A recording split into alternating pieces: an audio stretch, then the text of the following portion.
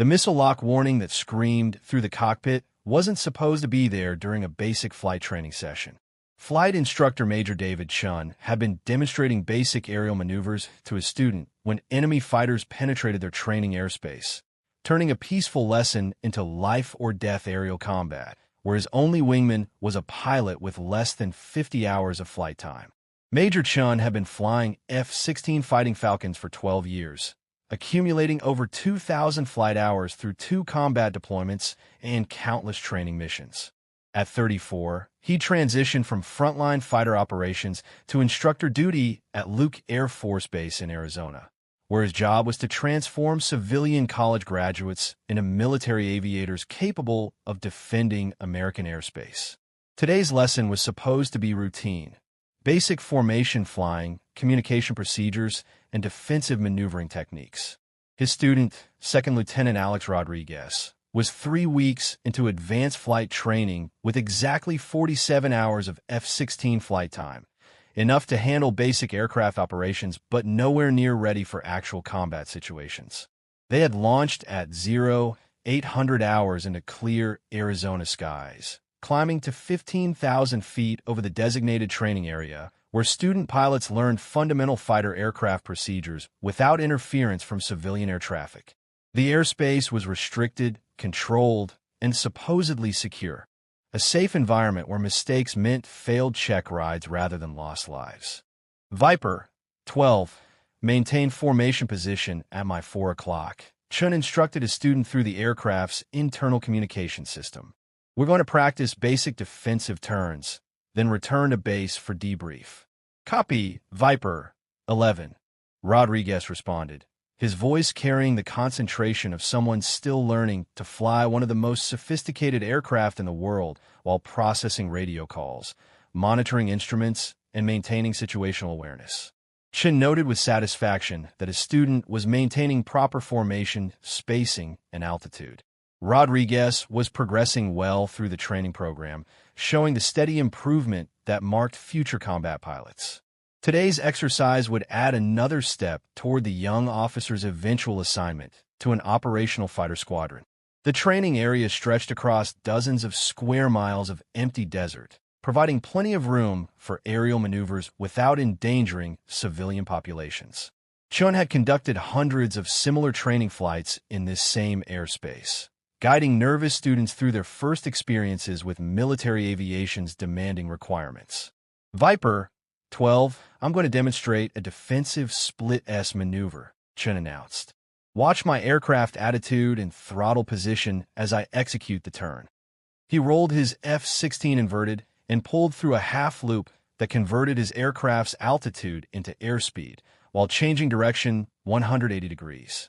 The maneuver was basic defensive flying, designed to defeat an enemy attack. As Chen completed the demonstration and called for his student to rejoin formation, his radar warning receiver erupted in urgent electronic tones that made his blood freeze. The distinctive warbling sound meant his aircraft was being painted by hostile fire control radar, the electronic signature of enemy fighters attempting to achieve missile lock. Viper, 11, I'm showing radar lock warnings. Rodriguez's voice crackled through the radio, higher pitched now with sudden stress. Is this part of the exercise? Chen's eyes swept his instrument panel, confirming what his training had taught him to fear: multiple radar contacts approaching their position at high speed, altitude, and bearing that indicated military fighter aircraft rather than civilian traffic. The contacts were displaying hostile identification signatures and approaching in tactical formation. Negative, Viper, 12, Chen responded, his voice shifting instantly from instructor to combat pilot. This is not part of any exercise. We have hostile aircraft inbound. Stay on my wing and follow my commands exactly. The transformation was immediate and terrifying for Rodriguez. One moment he'd been practicing basic flying skills under his instructor's patient guidance. The next moment, real enemy fighters were approaching with lethal intent, and his training aircraft had become a combat vehicle with his survival depending on skills he'd barely begun to develop. Chen keyed his radio to the emergency frequency monitored by Luke Air Force Base and regional air defense networks. Luke Control confirmed hostile contacts. I count 4 aircraft approaching bearing 090. Altitude 18,000 feet, high closure rate. Request immediate CAP assistance and vector to nearest friendly airspace. CAP, Combat Air Patrol, meant requesting fighter aircraft to intercept and engage the hostile contacts. But Chen knew that help was at least 10 minutes away, and the enemy fighters would be within missile range in less than 3. His radar screen painted the tactical picture with electronic precision. For contacts in loose formation, maintaining tactical spacing while approaching at speeds that confirmed they were military fighter aircraft. Their approach vector and altitude suggested professional pilots executing a coordinated intercept, not a navigation error or misunderstanding. Viper 12, Chen transmitted to his student, "We're going to execute evasive maneuvers. Stay on my wing, follow my every move, and do not break formation unless I specifically order it." Rodriguez's response was tight with stress but controlled. "Copy, Viper 11. Staying on your wing." Chen appreciated the young pilot's composure under pressure. Many students would have panicked when faced with actual combat, but Rodriguez was maintaining formation and following instructions despite being thrust into a situation no training program could fully prepare him for. The hostile aircraft were now 12 miles out and closing rapidly. Chen's experience told him they would likely attempt to bracket Luke Control, Viper 11. Hostile contacts now at 12 miles and closing. What's my vector to friendly CP? Viper 11, vector 270 degrees, climb to 20,000 feet. Friendlies are inbound from Nellis, ETA 8 minutes. 8 minutes. Chen calculated distances, closure rates, and tactical options with a rapid mental processing that had kept him alive through 2 combat deployments. The hostile aircraft would be within missile range in less than 2 minutes. Even if he could avoid their initial attack, sustaining defensive operations for 8 minutes against 4 enemy fighters while protecting an inexperienced student pilot would test every skill he possessed. Viper 12, we're going to execute a maximum performance climb to 20,000 feet, then turn west toward friendly forces. Stay close and prepare for defensive maneuvering. Chen firewall his throttle and pulled his F-16 into a steep climb, feeling the G-forces press him into his ejection seat as the aircraft accelerated toward its operational ceiling.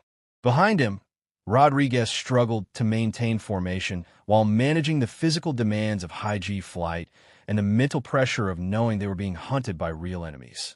At 18,000 feet, Chen's radar warning receiver erupted again, this time with a distinctive tone that meant incoming missiles. The hostile aircraft had achieved firing position and launched air-to-air weapons at a range of approximately 8 miles. VP-12, Missile Zambund. The missiles passed harmlessly between their aircraft, decoyed by the electronic countermeasures and defeated by the aggressive defensive maneuvering. But Chen knew the enemy fighters would continue their attack, likely attempting to position for close-range engagement where their numerical advantage would be decisive.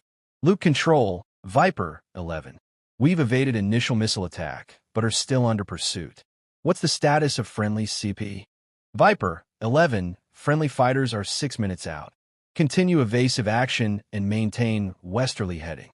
6 minutes still felt like an eternity when facing 4 hostile fighters with only a student pilot as backup. Chen made the tactical decision that would either save both their lives or doom them to certain destruction. Viper 12, listen carefully. We're going to split up. I want you to continue west at maximum speed toward the friendly fighters. I'm going to engage the hostiles and try to buy you time to escape. Rodriguez's response was immediate and firm. Negative, sir. I'm staying with you. Chen felt a surge of pride mixed with concern. The young pilot was showing courage and loyalty that marked future combat leaders, but his inexperience could get them both killed if he attempted to engage experienced enemy pilots. Viper 12, that's not a request. Continue west and contact the friendly CAP when they're in range. I'm engaging. Chen turned his F-16 directly toward the approaching hostile aircraft, knowing that his only chance was to disrupt their formation and prevent them from achieving coordinated fire. The engagement that followed tested every skill Chen had developed during his combat career. Using superior knowledge of his aircraft's capabilities and tactical experience gained through years of training and deployment, he maneuvered against multiple opponents while maintaining communication with Rodriguez and the incoming friendly fighters. When the friendly CP finally arrived and drove off the hostile aircraft, Chen and Rodriguez were both low on fuel but alive. The engagement had lasted exactly 7 minutes and 32 seconds, the longest 7.5 minutes of Rodriguez's young flying career. As they recovered to Luke Air Force Base for emergency debriefing, Chen reflected on how quickly routine training had become life-or-death combat. His student pilot had performed admirably under pressure that would have broken many experienced aviators, proving that courage and determination could overcome inexperience when lives were on the line. Major David Chen had started the day planning to teach basic formation flying. Instead, he conducted a student's first combat mission, transforming a nervous trainee into a combat pilot who now understood that the skills they practiced in peaceful skies might someday be all that stood between survival and disaster. The lesson plan had changed, but the most important lesson had been learned. When training becomes reality, character matters more than experience.